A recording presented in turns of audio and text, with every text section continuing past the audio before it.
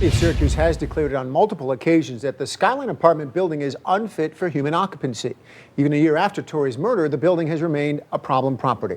In the wake of her murder, our investigations revealed hundreds of code violations, a lack of security, human feces used needles, garbage littered the hallways, and police are still regularly called to the property, despite hiring a new security team.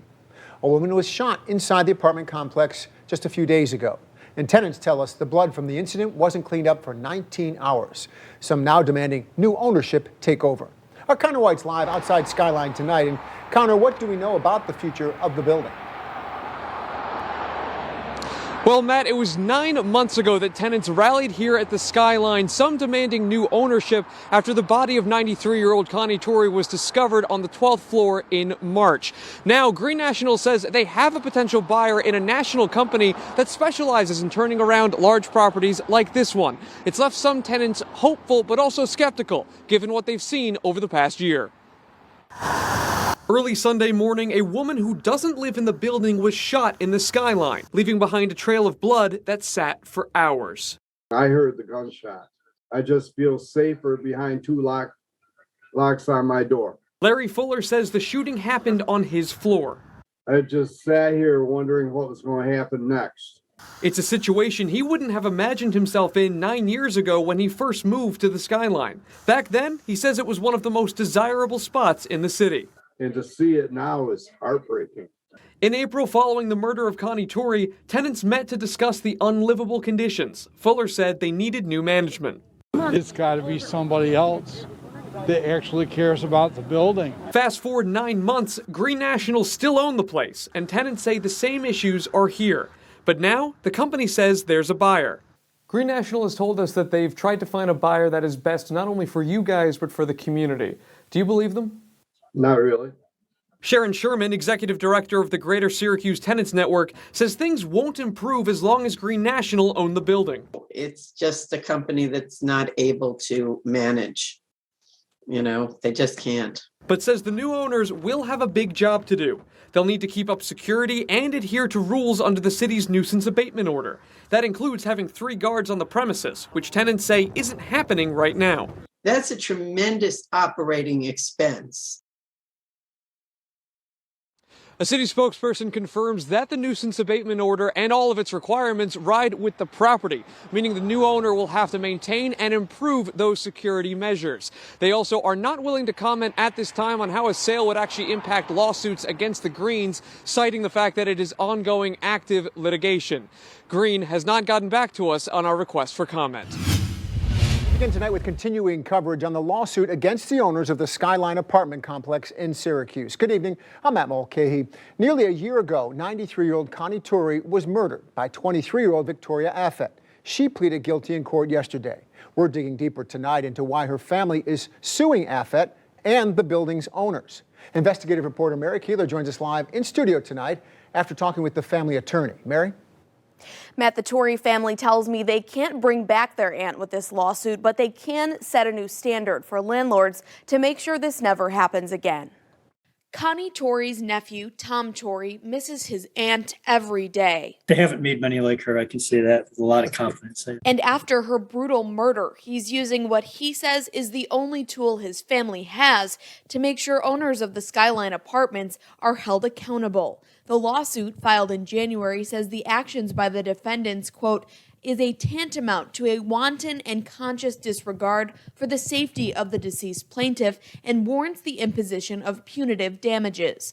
That means money, and the family's lawyer, Brian Stamm, says they're taking this matter to the state's highest court in Onondaga County. Then we will begin our immediate discovery of facts, both surrounding Connie Tuori's violent death, but also all of the evidence that we're going to collect that leads up to the events that caused her death. The troubled apartment complex has a well-documented history of city code violations before and after Tuori's murder. There were also hundreds of police calls in the months leading up to Tuori's death in February 2021, and hundreds more in the years since.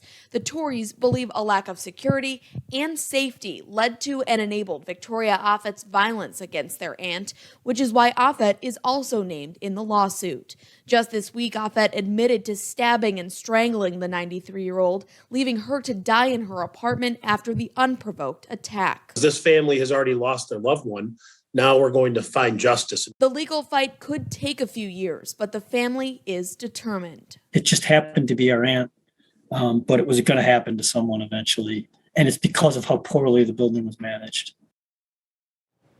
And as we've told you, the Green family is selling Skyline Apartments. The Tuori family's attorney says even if it's sold to a new owner, the lawsuit against Green National will continue because they own the building when Connie Tuori was murdered there. Good evening, I'm Matt Mulcahy. Do you think your child should be wearing a mask at school still? Some parents don't think so after this week's legal battle in the courts. Our Amanda Hall is live in Fayetteville tonight with a Crisis in the Classroom report. Amanda. Yeah, Matt, parents on both sides of the debate about masking in schools have raised their opinions about what the inside of a classroom should look like. And tonight we're taking you here to the Fayetteville Manlius School District, where one parent says he's had enough. So, freedom of choice, that's fine, you're wearing your mask. I'm just dropping this off to you.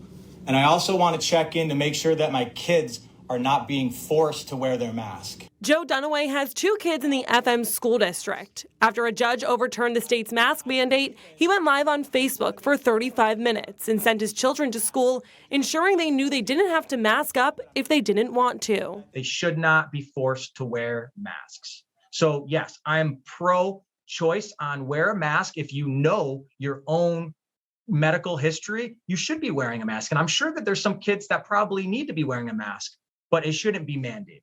CDC studies have shown the virus spreads less in areas where schools require good quality masks. Dunaway's Facebook Live at the middle school was before another judge kept the mandate in place. During the legal fight, masks were required in schools. The debate is building pressure and frustration for passionate parents like Dunaway. Yet legal experts say this confrontation really doesn't come down to one specific thing, like a mask. It's a trigger for something much bigger. Debate that we've had since the founding about what is the appropriate scope of government power and how much government power there should be. But the government always, any kind of law, has an element of coercion to it. They're not optional. Dreisen is a Syracuse University law professor who says mandates get put in place to help protect the greater good of the public, comparing a mask mandate to other everyday obligations. Think about stop signs, right? Those are really annoying. I don't like them. You run into them at midnight when it's crazy. It doesn't make any sense. You stop anyway because you understand that that's the law and that it's there to protect people. And sometimes you think it's stupid, but you do it anyway. And masks are more inconvenient than that for some people. I understand. I'm sicker than myself at this point, but it's fundamentally the same thing. But for parents like Dunaway, the legal battle at the state level has sparked a new movement of action. What's the plan for us to remove these masks? It's just comply, comply, comply, and there's no communication. We don't hear anything other than, these are the rules. Now, many other parents in the Fayetteville Manlius School District have seen Dunaway's Facebook Live video, and while some agree, others tell us that they completely disagree with his actions and feel that masks should stay in schools until necessary for kids to stay safe.